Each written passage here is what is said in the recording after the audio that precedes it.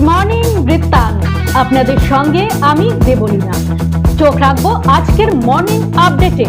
কেমন যাবে আজকের আবহাওয়া, আমাদের সঙ্গে টেলিফোনে রয়েছেন আমাদের প্রতিনিধি, তার কাছ থেকে শুনে নেব আজকের আবহাওয়ার রিপোর্ট। দেখো, উত্তরবঙ্গ কৃষি বিশ্ববিদ্যালয়ের আবহাওয়া দপ্তর যে বার্তা দিয়েছে তাতে বলা হয়েছে যে আজ কিন্তু উত্তরবঙ্গের সর্বত্র আকাশ মূলত আংশিক মেঘলা থাকবে। কোথাও কোথাও কিন্তু দু এক পশলা বৃষ্টি হতে পারে, মাঝারি বৃষ্টি কিন্তু পূর্বাভাস রয়েছে। সামগ্রিকভাবে এমনটাই পূর্বাভাস উত্তরবঙ্গ কৃষি বিশ্ববিদ্যালয়ের আবহাওয়া দপ্তর। এক্ষেত্রে বলা হয়েছে উত্তরবঙ্গের উত্তরের 3 জেলা, বিশেষ করে আলিপুরদুয়ার, জলপাইগুড়ি এবং কোচবিহারের ক্ষেত্রে কোথাও কোথাও কিন্তু হালকা বৃষ্টি হতে পারে।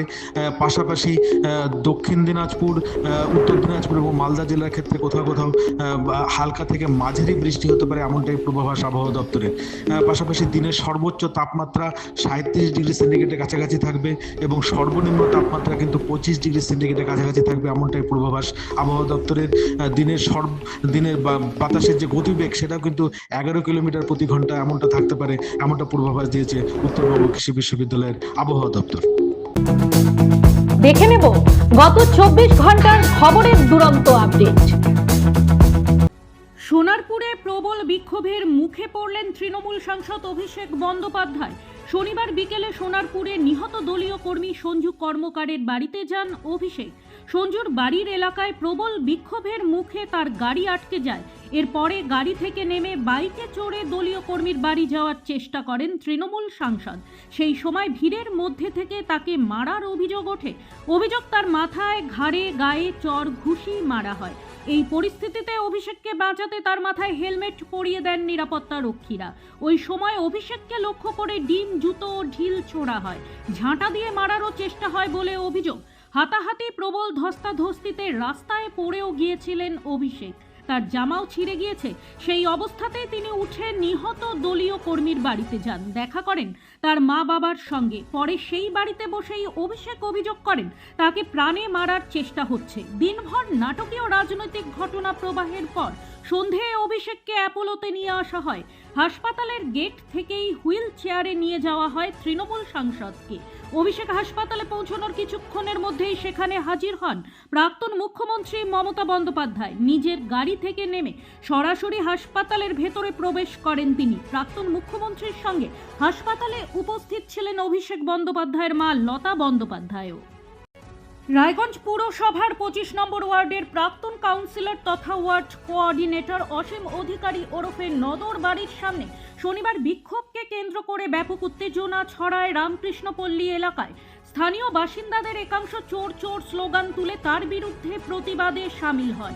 বিক্ষোভে নেতৃত্ব দানকারী মনোরঞ্জন সরকার নামে এক স্থানীয় ব্যক্তি, যিনি নিজেকে বিজেপি কর্মী বলে পরিচয় দেন, প্রাক্তন কাউন্সিলরের বিরুদ্ধে একাধিক দুর্নীতির অভিযোগ তোলেন।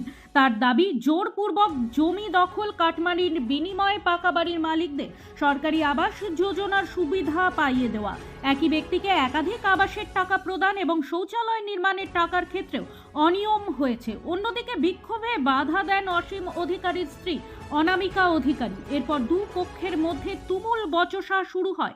অনামিকা অধিকারীর অভিযোগ, যারা বর্তমানে বিক্ষোভ করছেন তারাই আগে তৃণমূল কংগ্রেসের সমর্থক ছিলেন এবং রাজনৈতিক পরিস্থিতি বদলাতে অবস্থান পরিবর্তন করেছেন।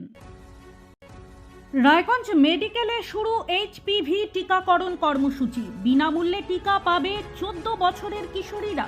সারা রাজ্যের সঙ্গে শনিবার রায়গঞ্জ মেডিকেল কলেজ ও হাসপাতালে আনুষ্ঠানিকভাবে শুরু হলো 14 বছর বয়সী কিশোরীদের জন্য HPV হিউম্যান প্যাপিলোমা ভাইরাস টিকাকরণ কর্মসূচি। এদিন মেডিকেল কলেজ চত্বরে আয়োজিত অনুষ্ঠানে উপস্থিত ছিলেন জেলা মুখ্য স্বাস্থ্য আধিকারিক ডক্টর সুকান্ত বিশ্বাস, রায়গঞ্জ মেডিকেল কলেজের প্রিন্সিপাল ডক্টর স্নেহাংশু পান, রায়গঞ্জ বিধানসভার বিধায়ক কৌশিক চৌধুরী সহ স্বাস্থ্য দফতরের আধিকারিক, চিকিৎসক ও কর্মীরা। বিধায়ক কৌশিক চৌধুরী বলেন, কেন্দ্রীয় সরকারের উদ্যোগে এই কর্মসূচি চালু হলেও পূর্ববর্তী রাজ্য সরকার তা কার্যকর করেনি। বর্তমানে রাজ্যের মেয়েরা সম্পূর্ণ বিনামূল্যে এই গুরুত্বপূর্ণ টিকা পাবে, যা অত্যন্ত আনন্দের বিষয়। তিনি জানান, আগামী 3 মাস রবিবার বাদে প্রতিদিন এই টিকাকরণ চলবে। রাজ্য জুড়ে শুরু হলো সার্ভাইকাল ক্যান্সারের টিকাকরণ। রাজ্যের প্রতিটি হাসপাতালে বিনামূল্যে এই টিকাকরণ শুরু হয়েছে।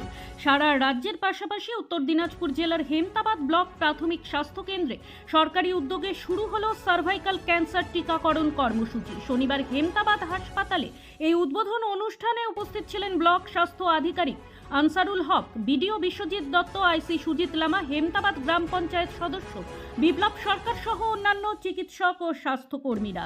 মূলত মেয়েদের জরায়ু ক্যান্সার রোগ প্রতিরোধে এবং ভবিষ্যতে সার্ভাইকাল ক্যান্সারের ঝুঁকি কমাতে সরকারের উদ্যোগে এই টিকাকরণ কর্মসূচি। 14 বছরের কিশোরীদের বিনামূল্যে সরকারি হাসপাতালে এই এইচপিভি টিকা প্রদান করা হবে। প্রতিদিনের প্রতি মুহূর্তের খবরের আপডেট পেতে চোখ রাখুন নিউজ বৃত্তান্তের ফেসবুক পেজে। সাবস্ক্রাইব করুন নিউজ বৃত্তান্ত ইউটিউব চ্যানেলকে।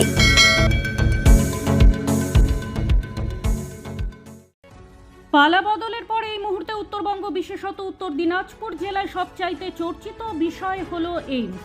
রাজ্য সরকার প্রতিশ্রুতি মোতাবেক উত্তরবঙ্গে এইমস স্থাপনের ঘোষণা করেছে, যদিও সরকারিভাবে এ বিষয়ে কোনো বিজ্ঞপ্তি জারি হয়নি। আর তাতেই জেলা জুড়ে খুশির হাওয়া। প্রয়াত সাংসদ প্রিয়রঞ্জন দাসমুন্সির উদ্যোগে রায়গঞ্জের পানিশালায় এইমস ধাঁচের হসপিটাল তৈরির প্রস্তাব পাশ হয়েছিল, যদিও রাজনৈতিক বিতর্কে তা দূরে সরে যায় কল্যাণীতে। নতুন সরকার তাদের নির্বাচনী প্রতিশ্রুতিতে জানিয়েছিল উত্তরবঙ্গে এইমস তৈরির কথা। যদিও স্থান নির্বাচন নিয়ে কিছুটা বিতর্ক সৃষ্টি হলেও বিতর্কের কোনো অবকাশ নেই জানিয়ে দিলেন জেলার বিজেপি জনপ্রতিনিধিরা। রায়গঞ্জের বিধায়ক কৌশিক চৌধুরী, করণদিঘির বিধায়ক বিরাজ বিশ্বাস এবং কালিয়াগঞ্জের বিধায়ক উৎপল মহারাজ প্রত্যেকেই জানান এইমস স্থাপনের জন্য রাজ্য স্তরে তাঁরা এবং কেন্দ্রীয় স্তরে রায়গঞ্জের সাংসদ প্রয়োজনীয় সব পদক্ষেপ নেবেন। স্থান নির্বাচন নিয়ে কিছুটা বিতর্ক তৈরি হলেও বিজেপি নেতাদের দাবি রায়গঞ্জে সব দিক থেকে যোগ্য স্থান। সরকারি বিজ্ঞপ্তির অপেক্ষায় এখন গোটা উত্তর দিনাজপুর। মুখ্যমন্ত্রী যোগী আদিত্যনাথ কালিয়াগঞ্জের এমএলএ উৎপল ব্রহ্মচারী সহ একাধিক বিজেপি নেতাকে সোশ্যাল মিডিয়ায় কুরুচিকর মন্তব্য ও শিবলিঙ্গের মাথায় কন্ডোম পরিয়ে দেওয়ার অভিযোগে একজনকে গ্রেপ্তার করল কালিয়াগঞ্জ থানার পুলিশ। পুলিশ সূত্রে জানা গিয়েছে, ধৃতের নাম কৃষ্ণেন্দু দাস, বয়স 36, বাড়ি পশ্চিম মেদিনীপুর জেলার দেবরা থানার বেলাঘড়িয়া গ্রামে। ভারতীয় ন্যায় সংহিতা আইনের 111, 196, 197, 229, 299, 353, 356, 61 ধারায় মামলা রুজু করেছে পুলিশ। শনিবার বিকেল 4টে নাগাদ ধৃতকে রায়গঞ্জ মুখ্য বিচার বিভাগীয় ম্যাজিস্ট্রেট আদালতে তোলা হলে বিচারক 4 দিনের পুলিশি হেফাজতের নির্দেশ দেন। রায়গঞ্জ সিজেএম কোর্টের সরকারি আইনজীবী দীপ্তেশ ঘোষ বলেন, ধৃতের বিরুদ্ধে মুখ্যমন্ত্রী, বিধায়ক সহ একাধিক বিজেপি নেতাকে ফেসবুকের মাধ্যমে কুরুচিকর মন্তব্য করার অভিযোগে গ্রেপ্তার করেছে পুলিশ। পুলিশ সূত্রে জানা গিয়েছে, কালিয়াগঞ্জ থানার বাসিন্দা বিজেপির কর্মী তরণী দেব শর্মা চলতি মাসের 22 তারিখে কালিয়াগঞ্জ থানায় লিখিত অভিযোগ দায়ের করলে অভিযোগের ভিত্তিতে অভিযুক্তকে ব্যাঙ্গালোর থেকে গ্রেপ্তার করে এদিন আদালতে পেশ করে পুলিশ। শনিবার বিকেলে প্রাক্তন বিধায়ক মোহিত সেনগুপ্তের উদ্যোগে উত্তর দিনাজপুর জেলার মাধ্যমিক ও উচ্চ মাধ্যমিকের কৃতী ছাত্রছাত্রীদের সম্বর্ধনা প্রদান করা হয়। অনুষ্ঠানটি অনুষ্ঠিত হয় রায়গঞ্জের কংগ্রেস কার্যালয়ের গান্ধী ভবনে। এদিনের অনুষ্ঠানে জেলার বিভিন্ন বিদ্যালয়ের শিক্ষক, শিক্ষিকা, শিক্ষানুরাগী মানুষ ও সমাজসেবীরা উপস্থিত ছিলেন। কৃতী পড়ুয়াদের হাতে স্মারক, উত্তরীয় ও শুভেচ্ছা উপহার তুলে দিয়ে তাদের আগামী দিনের সাফল্যের জন্য শুভ কামনা জানানো হয়। এই বিষয়ে প্রাক্তন বিধায়ক মোহিত সেনগুপ্ত বলেন, জেলার কৃতী ছাত্রছাত্রীদের সম্মান জানানো আমাদের দায়িত্ব। তাদের এই সাফল্য আগামী প্রজন্মকে আরো উৎসাহিত করবে। গুড মর্নিং বৃত্তান্ত আজ এই পর্যন্তই। ঘরে বাইরে খবরে থাকুন, চোখ রাখুন নিউজ বৃত্তান্তে। নিউজ বৃত্তান্ত, হলুদ নয়, স্বচ্ছ।